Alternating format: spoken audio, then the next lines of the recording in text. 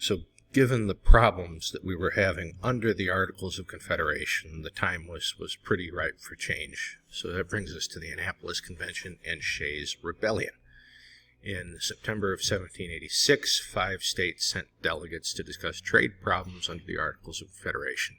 Now, 5 states wasn't really enough to do anything, so they passed a resolution calling for a convention to address broader problems the following May in Philadelphia, and this is what would become the Constitutional Convention and get us the Constitution that we have now.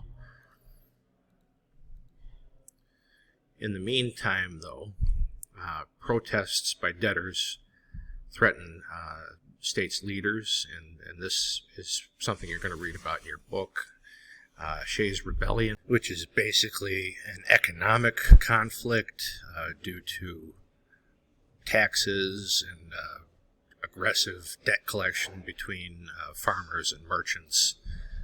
But you'll read more about that in your book.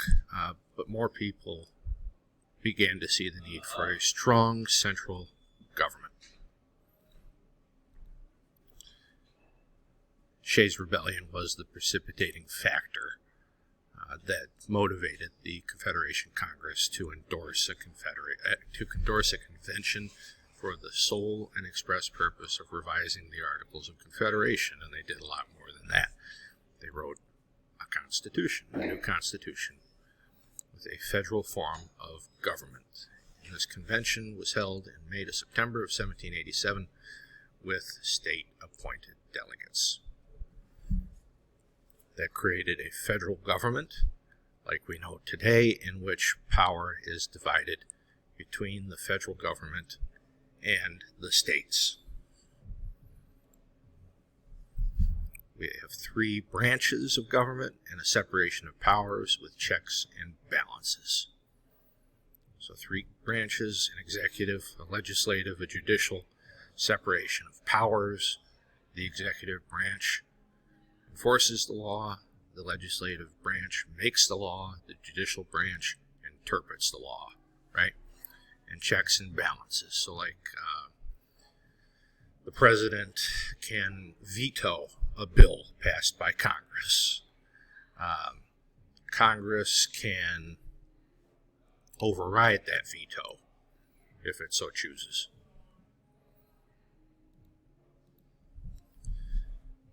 So the founders produced a federal system in which power is divided between the national government and the states.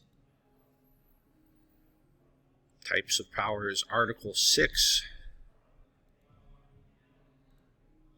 which you're going to see definitely on Test 1 in the U.S. Constitution, vests the national government with supremacy. It's referred to really as the National Supremacy Clause. It states that the Constitution shall be the supreme law of the land, and the judges in every state shall be bound thereby. Now, we still have state laws, we still have county ordinances, we still have local ordinances, but they all, and this is if the system's working as it should, the system definitely does not work as it should, and that's a discussion for another day.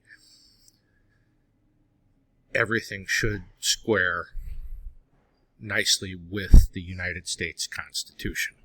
All right? The local ordinance that says trash day is on a Tuesday should be written and constructed in such a way as to not interfere with the U.S. Constitution, as silly as that might sound. So in Marbury versus Madison in 1803, we'll study this when we get to the Supreme Court, Chief Justice John Marshall established the right of the U.S. Supreme Court to exercise judicial review and to determine what is or isn't constitutional. We have the 10th Amendment. Powers not delegated to the United States by the Constitution, nor prohibited by it to the states, are reserved to the states or to the people. This is kind of, you can think of this as the permission almost for federalism, right? The founders explicitly state in the Constitution that the states have power. The Constitution states that the federal government can only do X, Y, and Z.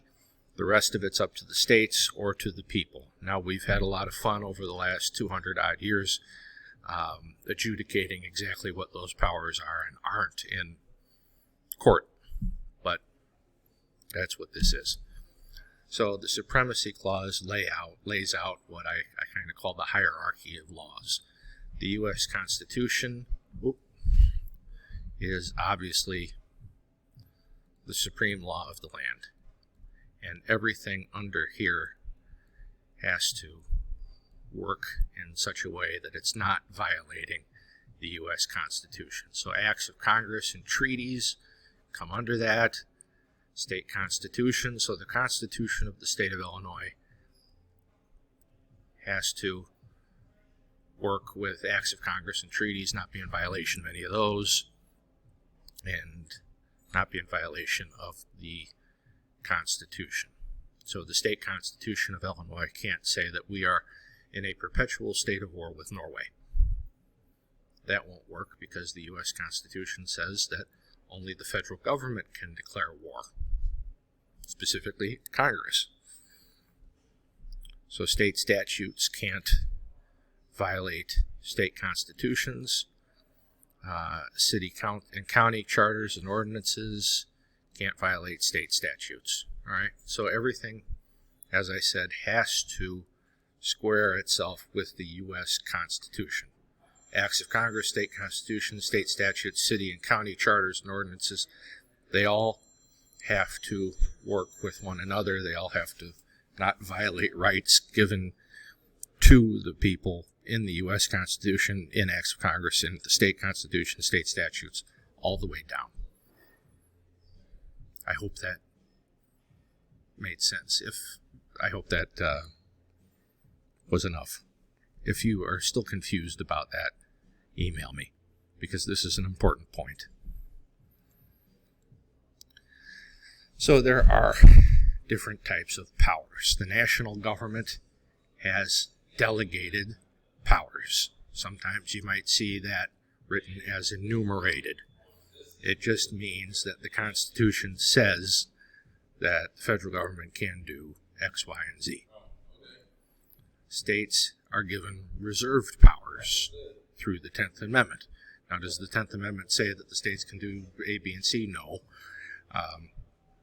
That it's been adjudicated and figured out through the centuries that, like running elections or establishing schools, is something that the states should be doing. Again, the 10th Amendment, I won't read it again, but that's the second time you're seeing it. It's a constitutional amendment, and anytime a constitutional amendment appears in one of these lectures, you can anticipate that that's going to be on the test. So here is a list. Please do not consider this list exhaustive, because it is not exhaustive. All right, but it gives you a pretty good idea of who can do what. The national government can coin money, make treaties, make war, a whole bunch of stuff.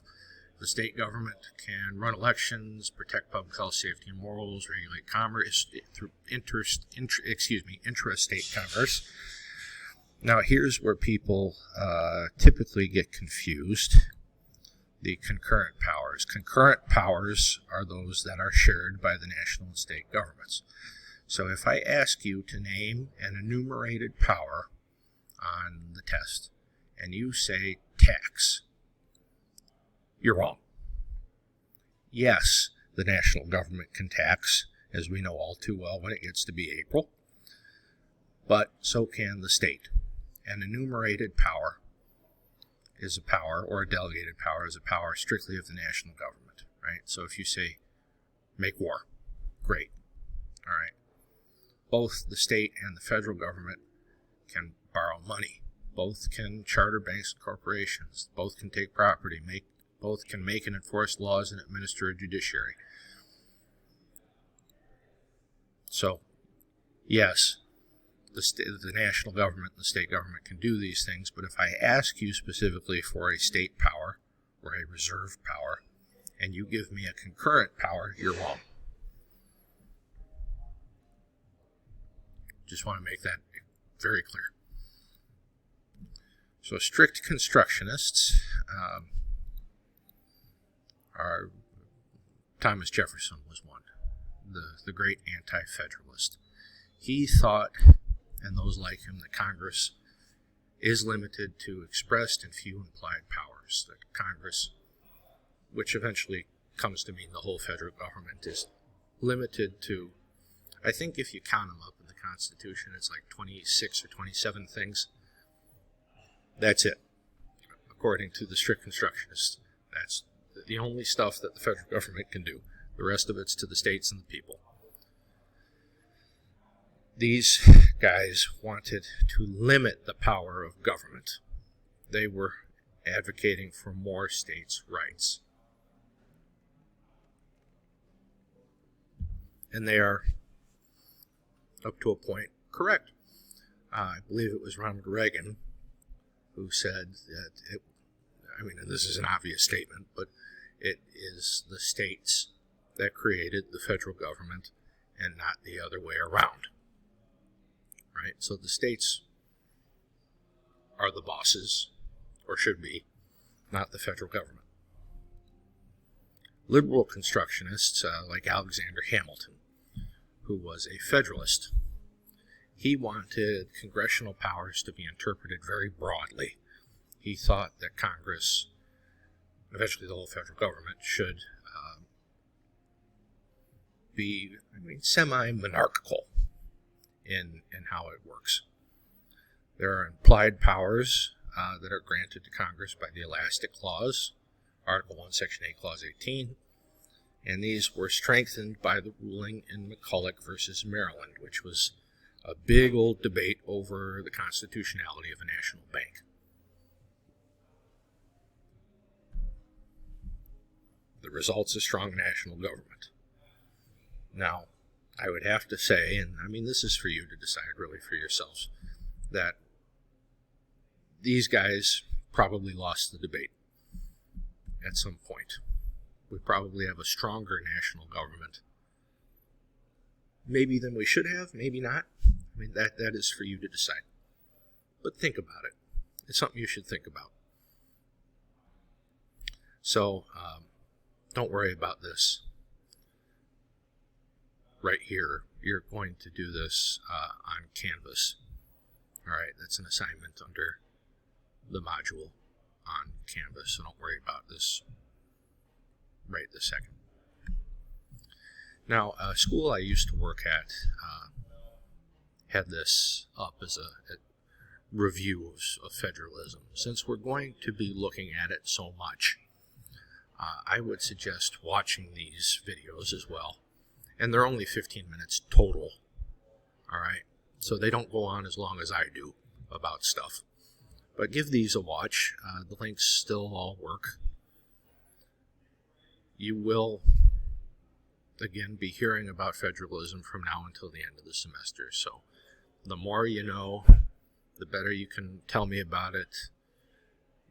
Just memorize all this stuff. It is vital to your understanding of American national government that you have an understanding of federalism. And that's it. Thanks for sticking with me. If you have any questions about this, it is vital that you get in touch with me. All right? Do not let yourself be confused about federalism. Email me. All right? It's important. See you next time.